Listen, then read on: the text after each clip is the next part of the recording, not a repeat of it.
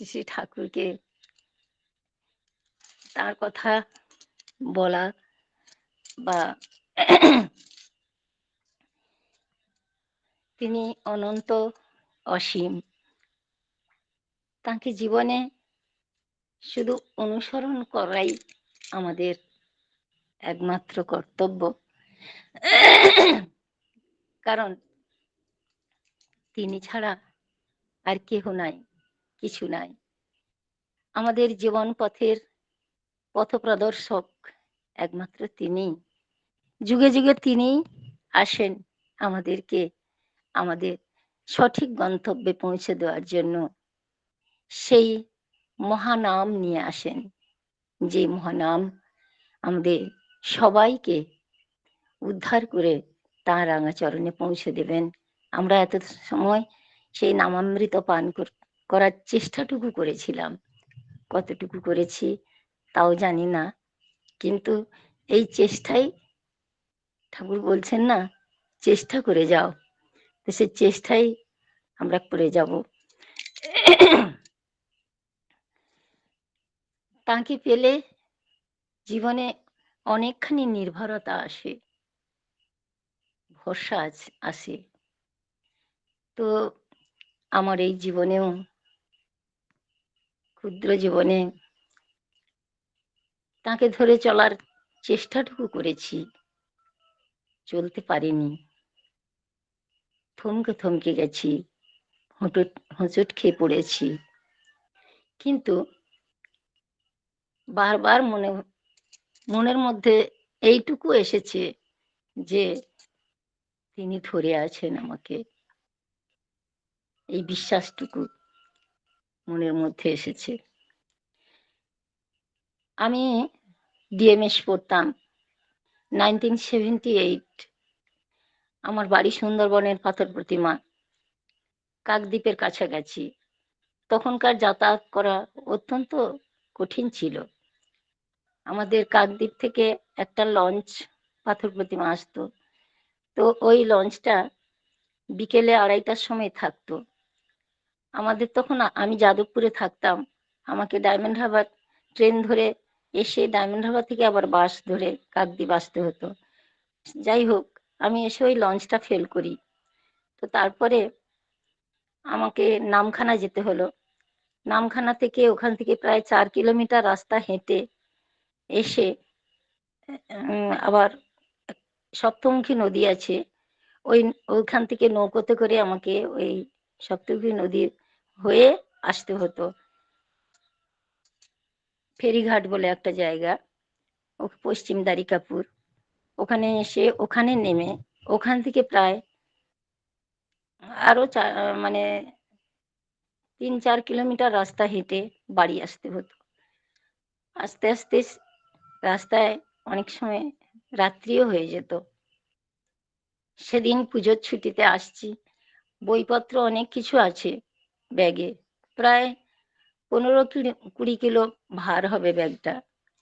ওই ব্যাগ নিয়ে আসছি। আমাদের এদিকে রাস্তাঘাট অত্যন্ত দুর্গম ছিল, নদী পাড় দিয়ে আসতে হতো। কিছুটা বৃষ্টি হচ্ছিল, আমাদের এদিকে মাটি, এঁটেল মাটি, প্রচন্ড স্লিপারি। আমি রাস্তায় চলতে গিয়ে স্লিপ করে পড়ে যাচ্ছি, 2-3 বার আছাড় খেয়ে পড়েছি, আবার উঠেছি, উঠে আস্তে আস্তে করে আসছি। হঠাৎ করে আমার সামনে একজন এসে বলছেন, মামনি, আর তুমি আমাকে তোমার ব্যাগটা দাও। আমি তাকিয়ে দেখলাম, মনে হলো ডিমের ব্যবসা করে, ডিম ব্যাপারী একজন, তিনি আমার বাড়ির কাছ থেকে আসতেন আমাদের পাথর প্রতিমা হাটে। তো সেই রকমই লাগলো যেন। আমি দেব না কিছুতে, আমি বলছি না কাকু, আমি চলে যাব। বলছেন, না তোমার ব্যাগটা দাও, তুমি এই অন্ধকারে কিরকম করে যাবে, আমি আলো দেখাচ্ছি, টর্চটা নিয়ে আমাকে ব্যাগটা দাও। বলে উনি আমার কাছ থেকে ব্যাগটা নিলেন।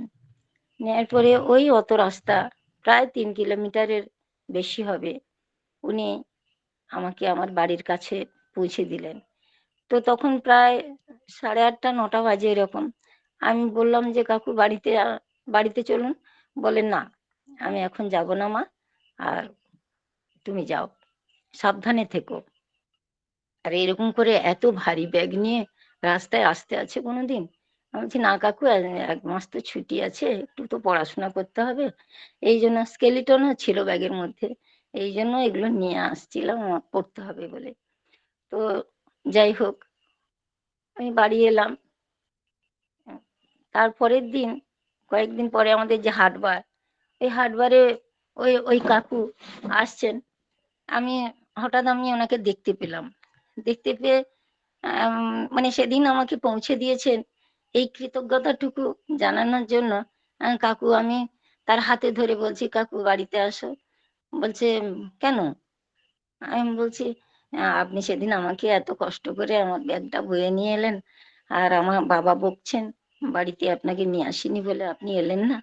বলছে আমি তো কবে? আমি তখন বলছি কেন? ওই বারটা কি বারটা ছিল ভুলে গেছি। কেন এই দিন? বলছে কই, তোমার সঙ্গে তো আমার দেখা হয়নি, আমি তো আসিনি। আমি তখন আমি বলছি না, তুমি এলে আমার সঙ্গে, রাস্তায় কথা বলতে বলতে এলে। তো বলছে বলে আমি আসিনি গো মা, তোমার সঙ্গে আমার দেখা হয়নি। আমি এসে বাবাকে বললাম, বাবা তাহলে সেদিন কে এসেছিল? বাবা বলছেন তুই যার নাম গান করিস সেই এসেছিলেন। তো আমার তখন মানে এত কান্না পাচ্ছে, মানে আমি তো মানে ভাবতেই পারি না। তখন কম বয়স তো, এ অনুভূতিও নেই, কিন্তু তবুও যেন বুকের ভিতরটা কেমন হায় হায় করে উঠলো। তো এমনি করে তিনি আমাদের সমস্ত, যদি আমরা একটুখানি একটুখানি তিনি যে সেই মহা নাম দিয়েছেন আমাদেরকে, মহামন্ত্র দিয়েছেন আমাদের, আমরা একটু যদি তাকে স্মরণ মনন করি, তিনি যে বিধান দিয়েছেন চলার পথের, তিনি তো দিশারি। তিনি যেভাবে আমাদের আলো দেখিয়েছেন, যজন যাজন ইষ্টভৃতি সস্তৈনী সদাচার, আমরা এইটুকু যদি করতে পারি, মানে এই যে ভোরে উঠলাম, ওঠার আগে যে ওঠার ইচ্ছাটুকু যেন আমাদের মধ্যে থাকে, যে আমাদের ভোরে উঠতেই হবে, কারণ তিনি এসে চলে যাবেন।